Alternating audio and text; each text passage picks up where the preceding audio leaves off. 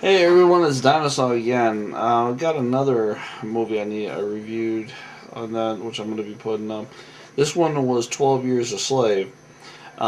This one actually was in the theaters. I'm not too sure if it did too well, but I was asked to look at it, and it is actually a really good dramatic example of slavery in the southern United States during the Confederate era. Actually, not really even Confederate era.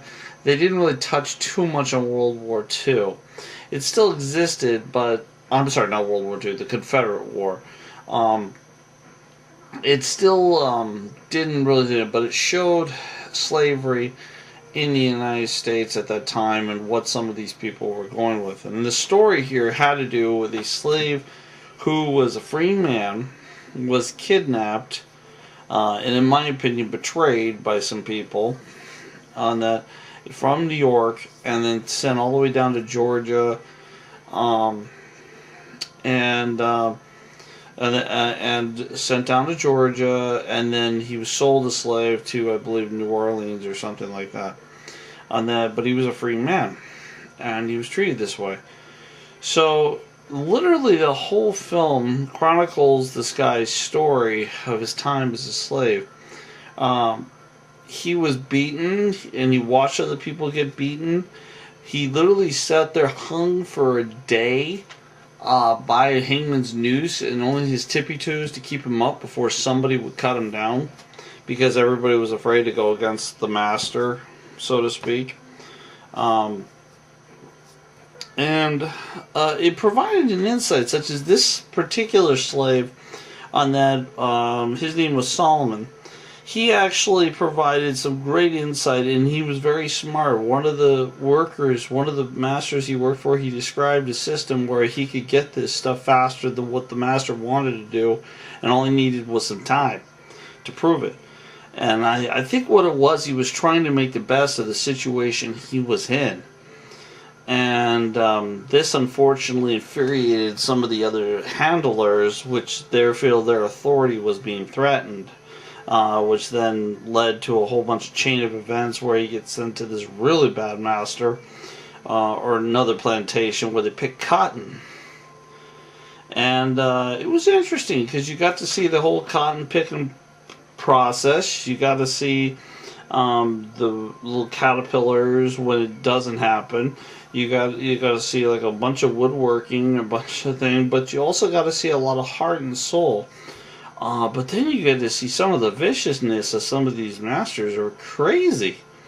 Like this one woman who was the head of this house where he was at most of the time. She would bring them all in, the slaves all in, to dance. I guess to amuse themselves or calm them down or something, and then kick them back out to their slave houses. But she didn't like this one particular one. This one slave did not like her at all. Wanted her soul. Wanted it. But the thing is, she was picking cotton like mad. Like something like where everybody else was doing 180, 100, 200, she was doing 500.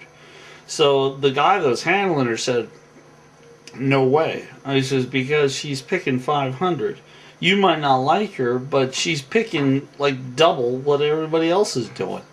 So there's no way I'm getting rid of her, and you're not either on that, because she's proved herself." And in one of the scenes, the mistress of the house picks up a whiskey bottle, and I mean not a bottle, I'm talking one of those crystallized holders, throws it at her, and it smacks her right in the head. And says, "Get her out of this house and get her sold and gone." Beat every single life ever. It never in the film, it never explained her anger towards this one slave. It never really explained it. At least I didn't catch it.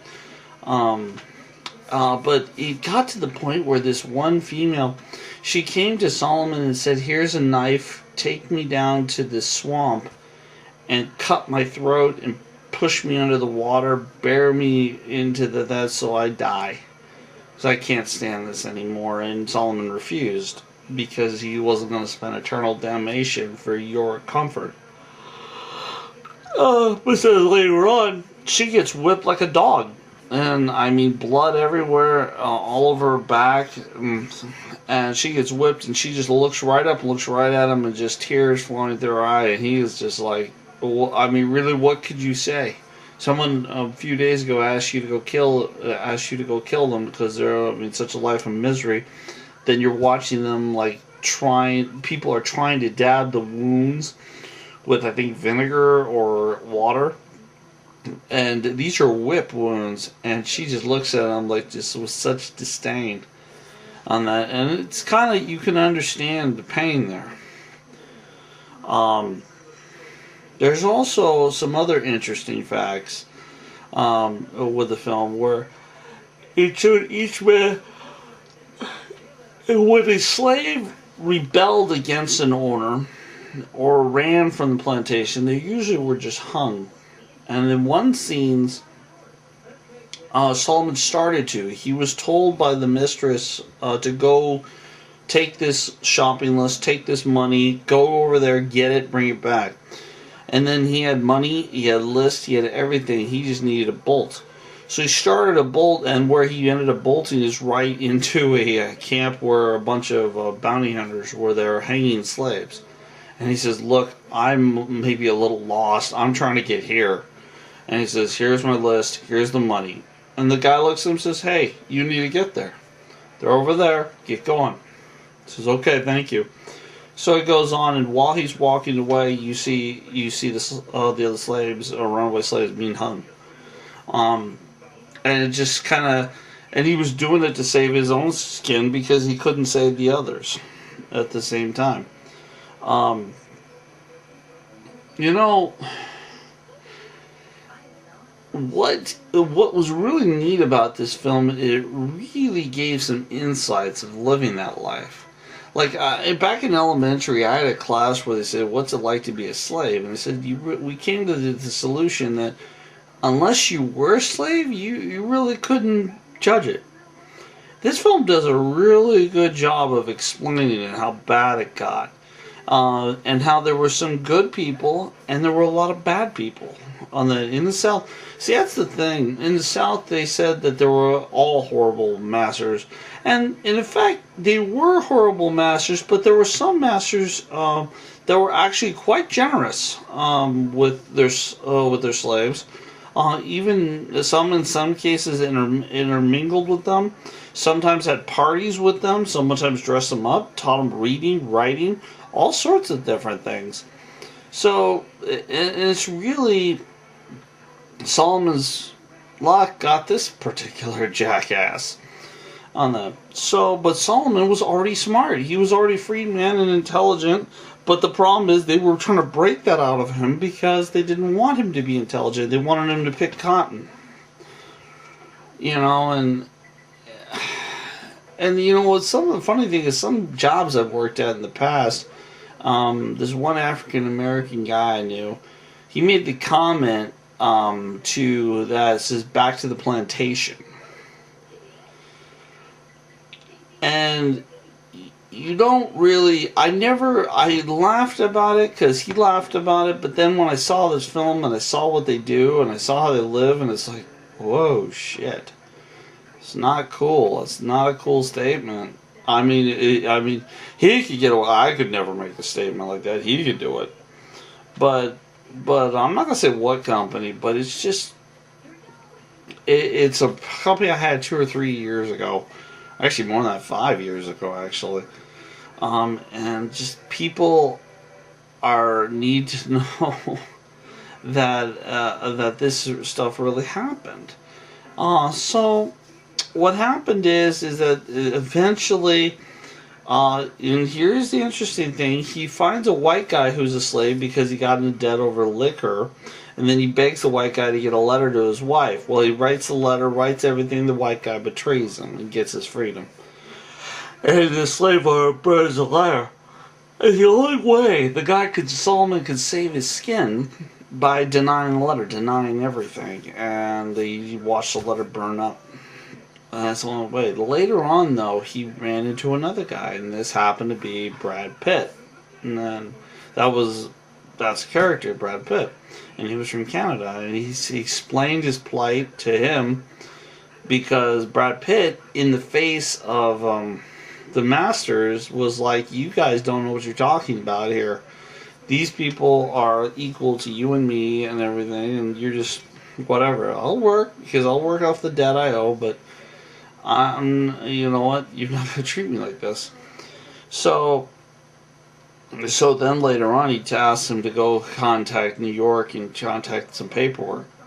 So then later on, when they're in the cotton fields working, the sheriff comes up with the guy that freed him.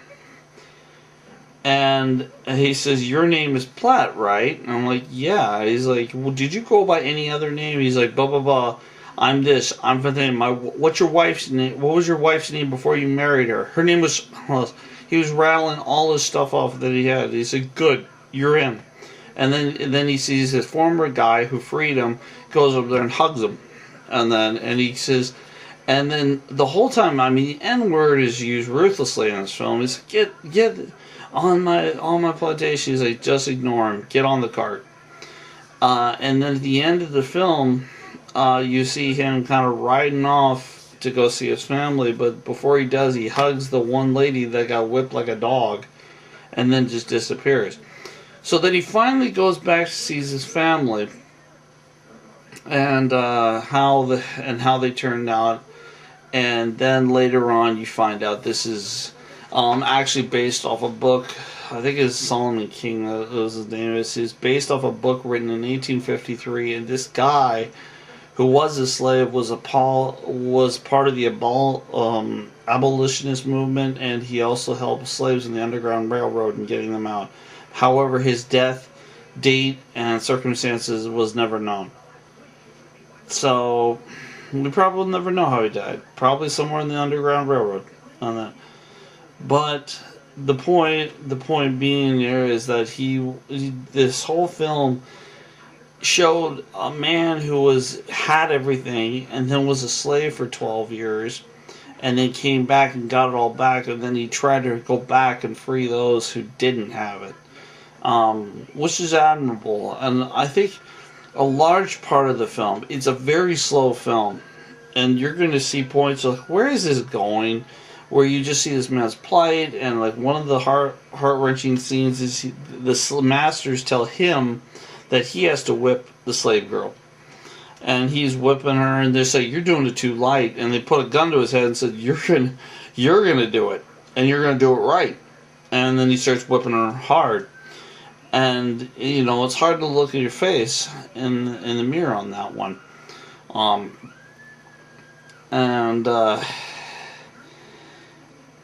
It's an interesting thing, and it was definitely an interesting film.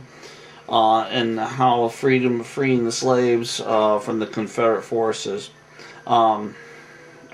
It doesn't tell the other half of the story about the whole Southern Confederate side, which I'm not going to touch on that. That's not the point of the whole film. But the film was about being imprisoned and released, and then going back to fight for those who needed it.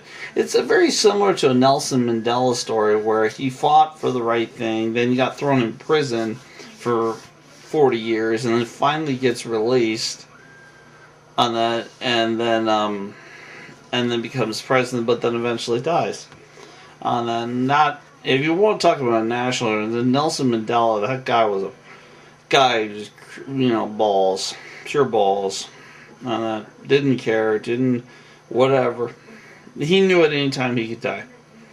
And he didn't. And for 4 years in prison, wow. Guts, man, just pure guts. And then I don't know if I could do that. 4 years, ugh. But he will forever be known in history for what he did. And this guy here, we don't know his circumstances of death, but we know what he did, and we know that. But what was interesting, at the very end of the film, he kept telling his family, I apologize, and that's the damage of slavery. That even though he had absolutely nothing to apologize for, because he did nothing wrong, he still said it because he didn't know any better, even though he did. It's just years and years have been beaten. Anyway, this is Dinosa. I hope you like this. We got some more reviews.